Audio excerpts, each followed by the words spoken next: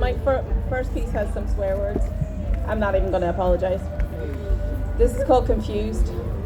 You're the worst lesbian in the world, is the line I get thrown at me the most. It's as if they think my sexuality is open game for their ill-humoured joke. They laugh, shrug it off, tell me to wise up. It's just their unique style of banter, like somehow it's my own fault. I'm setting myself up. But hang on there, can we just halt?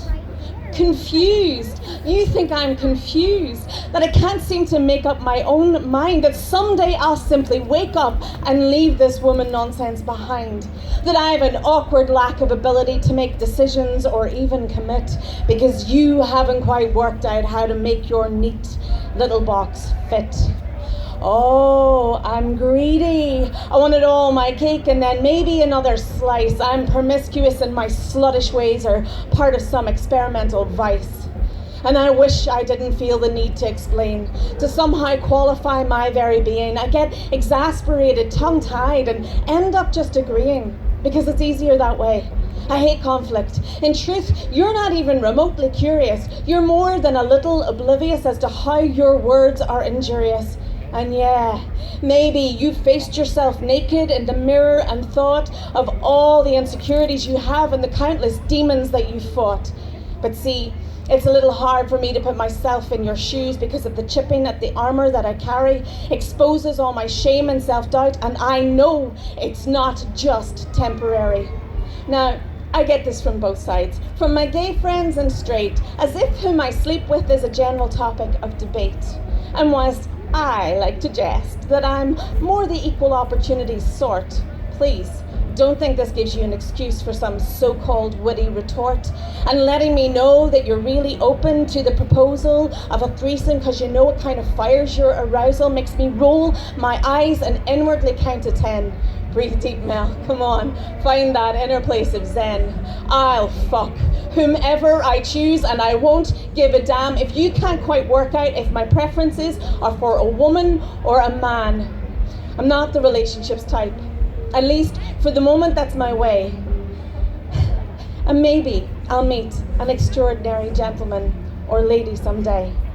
My attraction is to human beings, not the layout of their anatomy. It doesn't mean I have a roving eye or misunderstand the concept of monogamy. So for once and for all, let me explain, or at least let me try. We really do exist in this world. That's right. Some of us are bi. Thank you.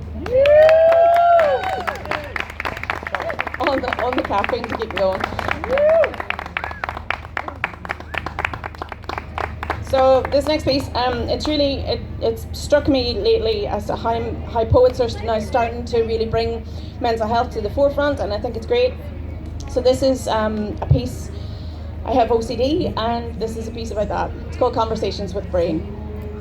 It's 3 a.m. and my brain has just woke me up because it wants to talk about shit that will not wait. These conversations are pretty formulaic and usually include the introduction from Brain. I was thinking. This is quickly followed by a to and fro exchange of me threatening to pull the covers over my head and Brain threatening to sing the Henry VIII song from the movie Ghost. Then comes the suggestion that I should probably put the light on and write this down because, well, I'll forget. And in the morning I'll be kicking myself because it is such a great line. And after I've tried sticking my fingers in my ear and hiding under the duvet, I relent because I know I won't win.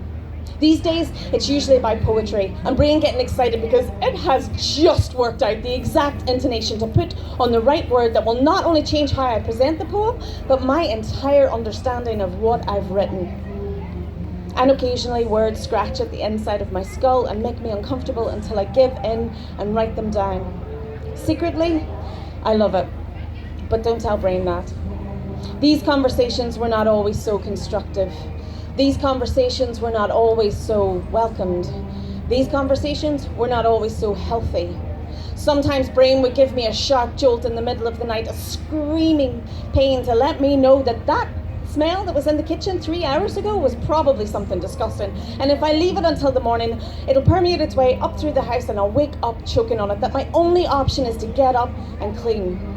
Sometimes it would scream as I sat trying to remain calm in the front seat of a taxi going the wrong way, high-pitched freaking out in the back of my head because this is not our normal route home, that the taxi driver is taking away all of my control, that I am helpless, that the taxi driver is deliberately fucking with me.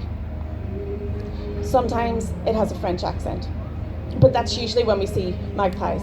And whilst we try hard to convince each other that we're not superstitious because that's just stupid, we know that if we don't say bonjour monsieur magpie, où est ta femme aujourd'hui, we'll look back later that night at the disaster that happened and we'll convince ourselves that it was the magpie's fault. And then there was that one time. I say one time, it was more like 6 times when we talked for months about our own mortality and how high up we'd need to be to fall and not survive. And would it happen in slow motion? Would we have that feeling of euphoria flying through the air before the impact of hitting the ground?